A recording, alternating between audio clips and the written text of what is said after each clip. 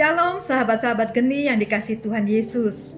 Hari ini Senin 12 April 2021. Kita akan merenungkan Injil Yohanes pasal 3 ayat 1 sampai dengan 8 bersama saya Caroline Genevieve dari Persekutuan Doa Santo Yosef Denpasar.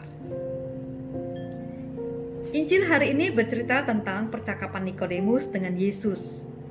Nikodemus adalah seorang Farisi dan seorang pemimpin agama Yahudi.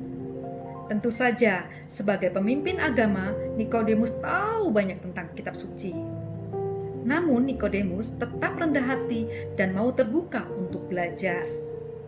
Nikodemus pun mengakui Yesus sebagai guru yang diutus Allah.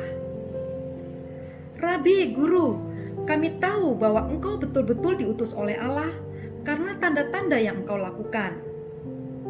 Yesus pun menjawab, "Aku berkata kepadamu, sesungguhnya jika seorang tidak dilahirkan kembali, ia tidak dapat melihat kerajaan Allah."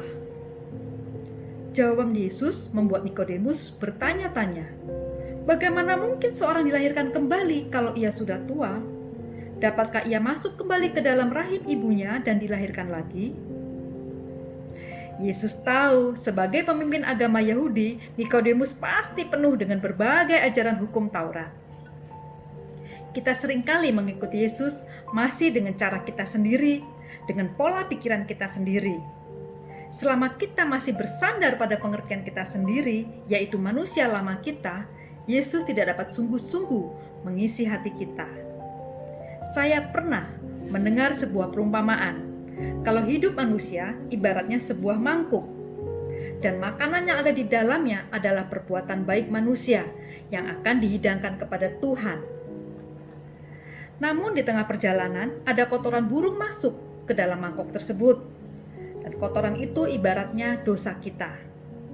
Satu dosa sudah membuat makanan ini tidak bisa diterima. Lalu kita menambahkan sayuran, lauk, dan kuah ke dalam mangkok tersebut. Hal ini tidak serta-merta menghilangkan kotoran yang ada di dalam mangkuk. Di sini kita lihat bahwa sebanyak apapun perbuatan baik kita, tidak mungkin bisa menghapus dosa. Bahkan saya pun menyadari bahwa hidup saya seperti semangkuk kotoran, yang mungkin hanya sedikit sayuran dan lauk di dalamnya. Hidup seperti ini tidak mungkin diterima Tuhan. Ini menunjukkan ketidakberdayaan kita sebagai manusia untuk menyelamatkan diri sendiri. Secara alamiah, manusia melahirkan manusia, makhluk yang menjadi bagian dari kesatuan seluruh umat manusia. Yesus mengubah pola pikir Nikodemus bahwa manusia bisa ke surga bukan karena usahanya sendiri. Apa yang dilahirkan manusia bukanlah anak Allah, hanya yang dilahirkan oleh Roh yang disebut sebagai anak-anak Allah. Karena itu Yesus mengatakan, "Kamu harus dilahirkan kembali." Maksud Yesus adalah hidup baru, hidup dalam roh, atau dilahirkan secara baru dalam roh. Kelahiran baru hanya bisa terjadi dalam iman akan Yesus Kristus. Itulah kelahiran baru dalam roh. Dengan demikian, ketika orang percaya, sadar dan terbuka pikirannya, "Oh, saya diselamatkan karena pengorbanan Yesus Kristus. Allah telah menebus saya dan bukan karena perbuatan baik saya." Itu karena Roh Kudus yang telah berbicara di dalam hatinya. Roh Allah sendiri yang meyakinkan dia dan membuat dia mengerti. Peristiwa kesadaran ini yang disebut sebagai lahir baru. Kesadaran sepenuhnya bahwa manusia tak berdaya tanpa Tuhan.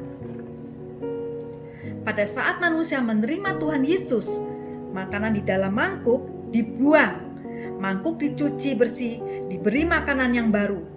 Seperti ada tertulis, jadi di dalam Kristus ia adalah ciptaan baru, yang lama sudah berlalu, sesungguhnya yang baru sudah datang.